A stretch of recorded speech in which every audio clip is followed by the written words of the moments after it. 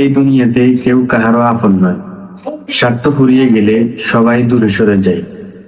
যদি আপনার টাকা থাকে তাহলে আপনার সাথে সবাই দেখা করবে, সবাই আপনার খোঁজ খবর নিবে, আপনার সাথে মোলাকাত করার জন্য সবাই অধীর আগ্রহ নিয়ে বসে থাকবে। যদি আপনার টাকা না থাকে তাহলে আপনার প্রিয় মানুষগুলা, আত্মীয় স্বজন আপনার সাথে দেখা সাক্ষাৎ করতে, আপনার পরিচয় দিতেও তারা দ্বিধাবোধ করবে। ঠিক তেমনি ভাবে এই দুনিয়াতে যেমন মানুষ টাকার জন্য পাগল, যার টাকা আছে তাকে সবাই সম্মান করে, শ্রদ্ধা করে। এই দুনিয়ার পরেও আরেকটা দুনিয়া আছে, সেটা হলো আখিরাত।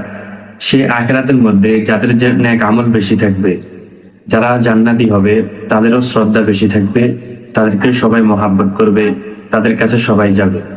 এই জন্য প্রকৃত বুদ্ধিমান লোক হলো তারা যারা দুনিয়াতে অর্থ এবং টাকা পয়সা কামানোর পাশাপাশি আখিরাতকে না ভুলে যায়, অর্থাৎ আখিরাতের জন্য সম্বল অর্জন করে, নেক আমল ঠিকমতো আদায় করে।